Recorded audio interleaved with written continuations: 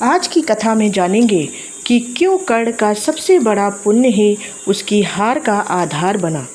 सूर्य अस्त होने की ओर बढ़ रहा था। आकाश लाल था, जैसे किसी योद्धा का लहू क्षितिज पर फैल गया हो। कुरुक्षेत्र की मिट्टी में घोड़ों की टापों की गूंज थी, टूटी हुई रथों की लकड़ियां बिखरी थीं और हवा में तलवारों की धातु जैसी गंध घुली हुई थी। उसी युद्ध भूमि के बीच एक ऐसा योद्धा खड़ा था जिसके भाग्य में जन्म से ही संघर्ष लिखा गया था। वह योद्धा जिसने जीवन भर अपमान सहा लेकिन कभी अपना सिर नहीं झुकाया, जिसने दोस्ती निभाने के लिए संसार से युद्ध कर लिया, जिसने दान देने के लिए अपने प्राणों की रक्षा करने वाला कवच तक काट कर दे दिया, वही था सूर्यपुत्र कर्ण।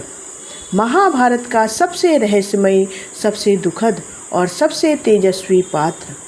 कहते हैं कि मनुष्य का सबसे बड़ा गुण ही कभी कभी उसकी सबसे बड़ी कमजोरी बन जाता है।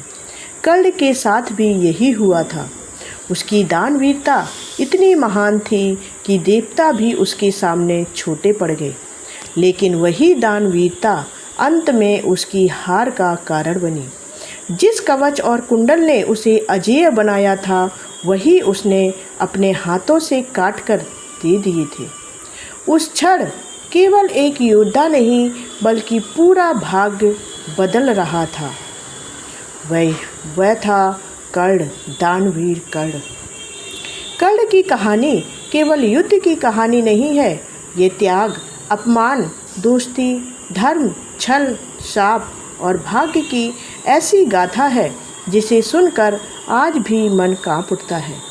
यह उस योद्धा की कहानी है जो जन्म से ही महान था, लेकिन जिसे समाज ने कभी उसका अधिकार नहीं दिया। कुंती को महर्षि दुर्वासा से एक दिव्य मंत्र प्राप्त हुआ था। उस मंत्र की शक्ति इतनी अद्भुत थी कि जिस देवता का स्मरण किया जाए वह स्वयं प्रकट होकर पुत्र का वरदान दे देते। एक दिन उत्सुकतावश कुंती ने सूर्यदेव का आवाहन कर दिया। अचानक तेज प्रकाश से पूरा कक्ष भर गया। ऐसा लग रहा था जैसे हजारों सूर्यों का प्रकाश एक साथ पृथ्वी पर उतर आया हो। कुंती भयभीत हो गई। उनके सामने स्वयं सूर्यदेव खड़े थे।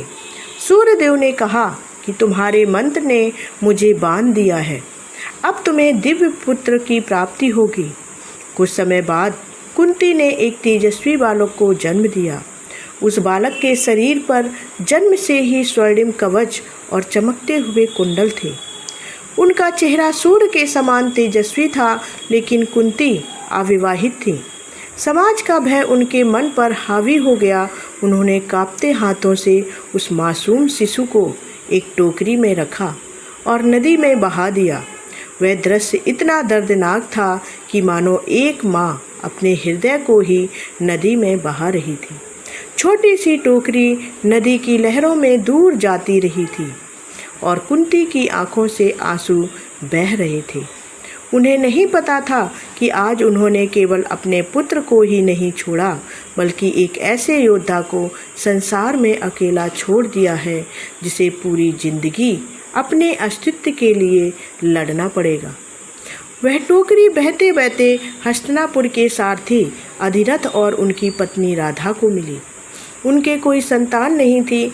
जैसे ही उन्होंने उस बालक को देखा, उनकी आंखें खुशी से भर गईं। उन्होंने उसे अपने पुत्र की तरह अपनाया।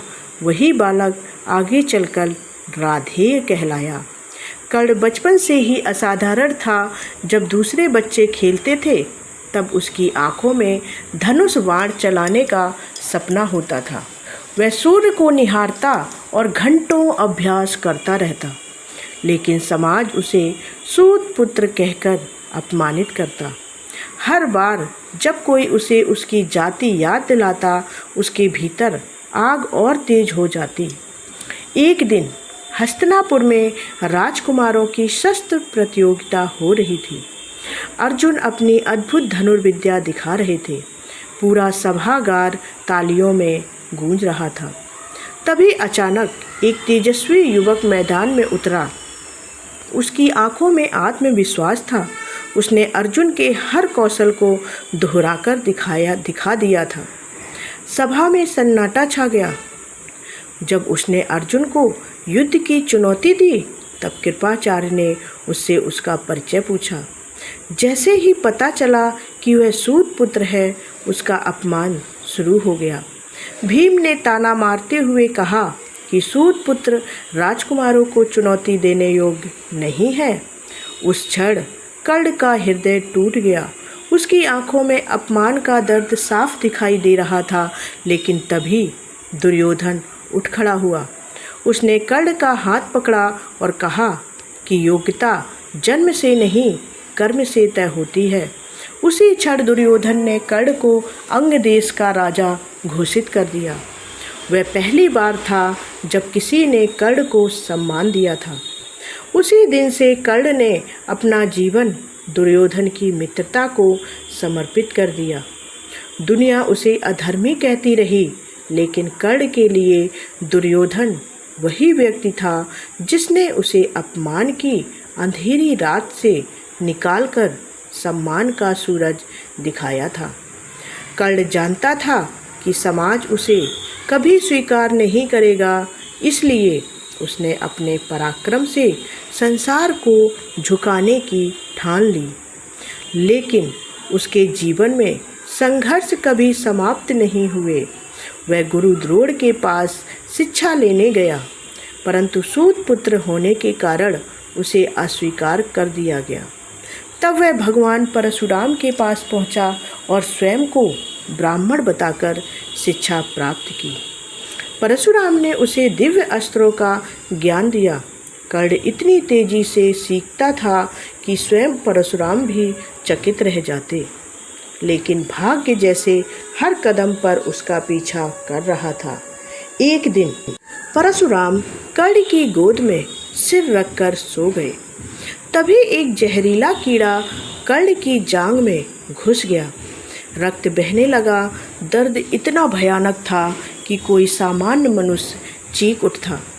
लेकिन कर्ण हिला तक नहीं। वह नहीं चाहता था कि गुरु की नींद टूटे। जब परशुराम जागे और उन्होंने इतना रक्त देखा, तब उन्हें समझ आया कि इतना दर्द केवल क्षत्रिय ही सह सकता है। उन्होंने क्रोधित होकर कर्ण को श्राप दिया कि जिस समय उसे दिव्य अस्त्रों की सबसे अधिक आवश्यकता होगी, वह मंत्र उस समय वो भूल जाएगा।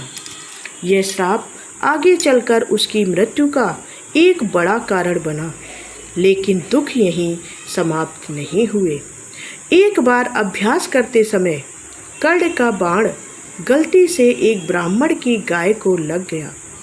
क्रोधित ब्राह्मण ने उसे श्राप दिया कि जैसे उसकी गाय असहाय होकर मरी है, वैसे ही युद्ध भूमि में तुम्हारा रथ फंस जाएगा और तुम असहाय होकर मारे जाओगे। कर्ण के जीवन में हर महान उपलब्धि के साथ एक श्राप जुड़ता गया, मानो भाग्य स्वयं उसके विरुद्ध षड्यंत्र रच रहा हो। लेकिन इन सब के बीच एक गुण ऐसा था जिसने कर्ण को हमेशा के लिए अमर बना दिया। उसकी थी वह गुण दानवीरता। कहा जाता है कि सूर्य पूजा के बाद कर्ण कभी किसी याचक को खाली हाथ नहीं लौटाता था। लोग दूर दूर से उसके पास आते और वह बिना सोचे समझे सब कुछ दान कर देता। उसके लिए दान केवल पुण्य नहीं था, बल्कि आत्मा का धर्म था। देवताओं तक में उसकी दानवीरता की चर्चा होने लगी। इंद्रदेव चिंतित थे। उन्हें पता था कि यदि कर्ण अपने कवच कुंडल के साथ युद्ध भूमि में उतरा तो अर्जुन उसे कभी नहीं हरा पाएगा, क्योंकि वह कवच और कुंडल जन्मजात थे। वे किसी साधारण अस्त्र से भेदे नहीं जा सकते थे। एक दिन सूर्यदेव स्वयं कर्ण के स्वप्न में आए। उन्होंने कर्ण को चेतावनी दी कि इंद्रदेव ब्राह्मण का वेश धारण करके तुमसे कवच कुंडल मांगने आएंगे। उन्हें यह कवच कुंडल मत देना। लेकिन कर्ण मुस्कुराया। उसने कहा कि यदि कोई याचक मेरे द्वार पर आए और मैं उसे मना कर दूं, तो फिर मेरी दानवीरता का क्या अर्थ रह जाएगा। अगली सुबह वातावरण असामान्य था। सूर्य की किरणें भी जैसे किसी अनहोनी का संकेत दे रही थी। कर्ण पूजा कर रहा था, तभी एक वृद्ध ब्राह्मण उसके सामने आए। उनकी आंखों में विचित्र चमक थी। कर्ण ने विनम्रता से कहा, बताइए ब्राह्मण देव, क्या चाहिए? ब्राह्मण ने धीमी आवाज़ में कहा, मुझे तुम्हारा कवच और कुंडल चाहिए। कुछ क्षण के लिए समय जैसे रुक गया हो। कर्ण समझ गए कि यह कोई साधारण ब्राह्मण नहीं है, यह स्वयं देवराज इंद्र है। वह जानते थे कि यदि उसने कवच कुंडल दे दिए तो उनकी मृत्यु निश्चित हो जाएगी। लेकिन उसने अपने धर्म को मृत्यु से ऊपर रखा। उसने अपनी छुरी निकाली, धीरे धीरे अपने शरीर से कवच काटने लगा। रक्त बहने लगा, दर्द असहनीय था, लेकिन उसके चेहरे पर सिकन तक नहीं थी। पूरा वातावरण कांप उठा। देवता भी यह देखकर स्तब्ध रह गए। कर्ण ने अपने रक्त से भीगे कवच और कुंडल ब्राह्मण देव को सौंप दिए। इंद्रदेव उसके त्याग से अभिभूत हो गए। उन्होंने उसे वासवी शक्ति नामक दिव्य अस्त्र प्रदान किया, लेकिन उस अस्त्र का प्रयोग केवल एक बार किया जा सकता था। उस दिन कर्ण ने केवल कवच नहीं दिया था, उसने अपनी मृत्यु को स्वयं आमंत्रित किया था। यही उसका सबसे बड़ा पुण्य था और यही उसकी हार का आधार भी बना। महाभारत का युद्ध शुरू हुआ। कर्ण और अर्जुन का सामना होना तय था। दोनों ही महान धनुर्धर थे, लेकिन उनके बीच केवल युद्ध नहीं था, बल्कि वर्षों का अपमान, प्रतिशोध और भाग्य का संघर्ष भी था। युद्ध के दौरान कर्ण ने अपनी वीरता से पांडव सेना को हिला दिया। उसके बाणों की गति बिजली जैसी थी। जब वह युद्ध भूमि में उतरा तो शत्रुओं के मन में भय फैल जाता। लेकिन भाग्य धीरे धीरे अपना श्रापों को सच कर रहा था। जिस दिन अर्जुन और कर्ण का अंतिम युद्ध हुआ, उस दिन पृथ्वी कांप रही थी। दोनों ओर से भयंकर बाणों की वर्षा हो रही थी। देवता भी आकाश से यह दृश्य देख रहे थे। तभी अचानक कर्ण के रथ का पहिया धरती में धंस गया। उसे ब्राह्मण का श्राप याद आया। उसने रथ निकालने की बहुत कोशिश की। उसी समय वह ब्रह्मास्त्र का मंत्र भी भूल गया। उसे परशुराम का श्राप याद आया। कर्ण ने अर्जुन से कहा कि युद्ध के नियमों के अनुसार मुझे रथ निकालने दो। लेकिन श्री कृष्ण ने अर्जुन को याद दिलाया कि यही कर्ण था जिसने अभिमन्यु के साथ अन्याय होते देखा था। अर्जुन ने अवसर देखकर बाण कर्ण पर चला दिया। वह बाण सीधे कर्ण के शरीर में जा लगा। सूर्यपुत्र धरती पर गिर पड़ा। उसकी आंखों में दर्द नहीं था, केवल अधूरी जिंदगी की थकान थी। कहते हैं कि जब कर्ण मृत्युशैया पर पड़ा था, तब श्री कृष्ण स्वयं ब्राह्मण का वेश लेकर उसके पास पहुँचे और कर्ण से दान मांगा। कर्ण के पास देने के लिए कुछ नहीं बचा था। तब उसने अपने सोने के दांत तोड़कर श्री कृष्ण को दान कर दिए। यह देखकर स्वयं श्री कृष्ण की आंखें नम हो गईं। उन्होंने अपने वास्तविक रूप में प्रकट होकर कहा कि संसार तुम्हें दानवीर कर्ण के नाम से याद करेगा।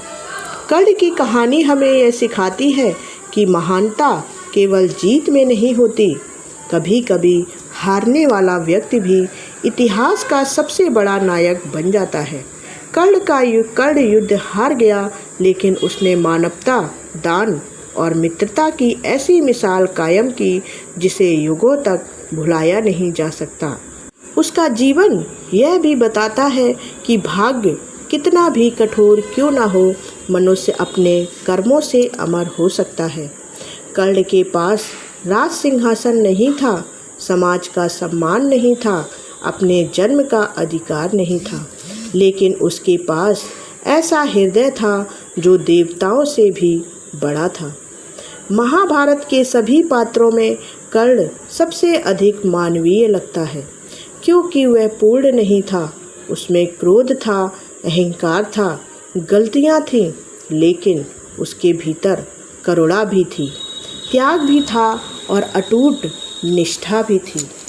आज भी जब कर्ण का नाम लिया जाता है तो केवल एक योद्धा याद नहीं आता, बल्कि वह व्यक्ति याद आता है जिसने अपने जीवन की सबसे बड़ी सुरक्षा भी दान कर दी थी, जिसने मृत्यु को सामने देखकर भी अपना धर्म नहीं छोड़ा। यही कारण है कि कर्ण केवल महाभारत का पात्र नहीं, बल्कि त्याग और दान की अमर गाथा बन चुका है। तो ऐसे ही रहस्यमय महाभारत की रहस्यमय कथाओं को जानने के लिए मेरे चैनल को सब्सक्राइब कर लें, वीडियो को लाइक करें, कमेंट में जय श्री कृष्णा जरूर लिखें।